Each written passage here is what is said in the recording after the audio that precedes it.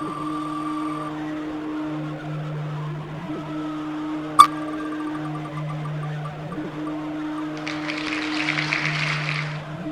beneath the surface of the Arctic Circle, in a remote diamond mine in Mirny, Sakha Republic, Russia, the SCP Foundation uncovered one of its most bizarre and dangerous anomalies. A spatial anomaly that defies everything we understand about reality and human fate. Most SCP are strange objects. Some are dangerous creatures. A few bend reality. But every so often the Foundation uncovers something that calls everything we think we know about space and life into question. A spatial anomaly discovered deep underground inside one of the largest mining operations on Earth. And the things the Foundation found inside challenged the very meaning of life, death, resurrection, and reality itself. On December 17, 2010, workers drilling near the bottom of the massive Mirny kimberlite diamond mine triggered a sudden cave-in. The collapse exposed a massive Leibniz-class spatial anomaly, an underground network roughly 5 km wide and 6 kilometers tall, filled with crude stone structures, tunnels, and hostile creatures. One worker's last moments were witnessed from video feeds, attacked by a winged, bat-like humanoid entity that burst from the opening in flames. Within hours, the SCP Foundation had mobilized Mobile Task Force Chi 5 Solomon SEALs and set up a surface-to-air missile perimeter around the mine to contain the threat and prevent civilian access. They covered the disaster up, claiming a gas leak and structural instability had made the site hazardous. When the sinkhole first opened, Foundation response teams arrived too late for the initial victims, but sensors and cameras revealed something horrifying. Massive winged creatures with bone-white exoskeletons. Tunnels stretching into darkness with no measurable end. Invisible spatial walls that shifted and reformed. Echoes that sounded like voices, but no discernible source. The first recorded footage from the Foundation's drones shows a humanoid winged entity bursting from the sinkhole in flame before disappearing into the internal network of caverns. That moment marked the beginning of a long, brutal campaign to understand what SCP-3667 was and what it contained.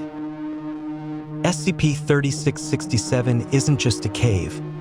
It's an anomalous subterranean realm, a vast network of passages, chambers, and rivers that shouldn't physically exist. 24 distinct species of hostile extra-dimensional entities, each wildly different in biology and size. An estimated 12,000 anomalous humanoid beings, most suffering psychological trauma, with bodies that regenerate rapidly thanks to a unique molecule found in the anomaly.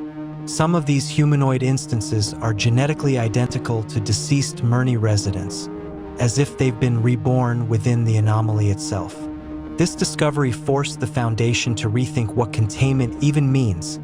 This wasn't a single monster or pocket dimension, but a sprawling unknown hidden beneath Earth's crust. These individuals were genetically identical to real living people, but they had died years before, some long before the anomaly was discovered. In other words, inside this weird underground realm were people who should have been dead. And they weren't simply copies or models. They were biologically indistinguishable from the originals, complete with tissue, bone structure, and DNA. Some of them spoke, some wandered aimlessly, others were clearly traumatized by their existence. None knew how they got there, but that raised a terrifying possibility. The mine wasn't just bending space, it was bending life and death. Exploration logs read like phased horror expeditions. Teams lost contact, navigated labyrinthine passages, encountered flesh-melting waters, whispered voices, animal-sized leeches, and massive eyeless feline creatures. One moment, the teams were collecting rock samples. Moments later, they were running from predators whose biology seemed utterly alien. The Foundation's containment procedures evolved, from missile defense to full-scale incursions. Over years, thousands of MTF operatives from Chi, 5, and Zeta 9, mole rats, push deeper into the anomaly on coordinated missions to kill hostile entities and secure intelligence about this underground world. The humanoid instances, indistinguishable genetically from actual people, presented an even deeper mystery. Many matched records of Mirny residents who had long since died of natural causes or old age. Most individuals had no anomalous powers beyond accelerated tissue regeneration, but their existence raised uncomfortable questions about consciousness, resurrection, and the nature of identity. Analysis showed certain traits like suspected crimes, cultural affiliations with the local church, or family history might determine whose soul or copy wound up inside SCP-3667. The implication: this subterranean realm may not be random. It might be shaped by belief, memory, or cultural myth-making in ways the Foundation doesn't yet fully understand. After years of violent engagements and ongoing research, a strange change occurred.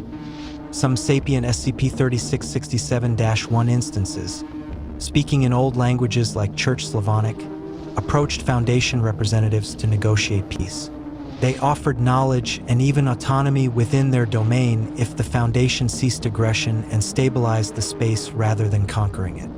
This led to a tentative Foundation agreement with surviving SCP-3667 entities, creating Site-667, a research base inside the anomaly, and redefining containment as coexistence with cooperation instead of total suppression. Foundation personnel now refer to the anomaly's director, De Bakum, with the symbolic title Director of Hell, not out of worship, but respect for her role in maintaining stability with these extra-dimensional civilians. SCP-3667 is more than a cave full of monsters. It's a living ecosystem that bridges spatial anomalies, potential afterlife theory, and humanity's cultural roots.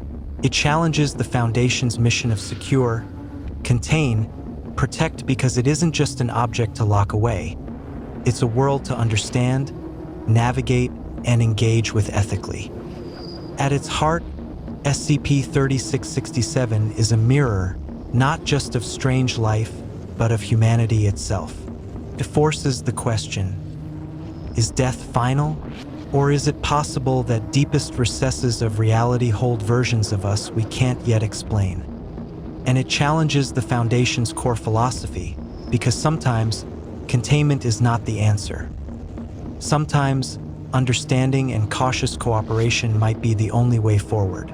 A hell beneath the earth that might teach us something about life, death, and the spaces in between. If you found this story as fascinating as I do, hit like and subscribe. Follow me on Instagram, Facebook, and TikTok for more deep dives into the SCP universe. And let me know in the comments which anomaly you want me to cover next. Until next time, stay curious and stay safe.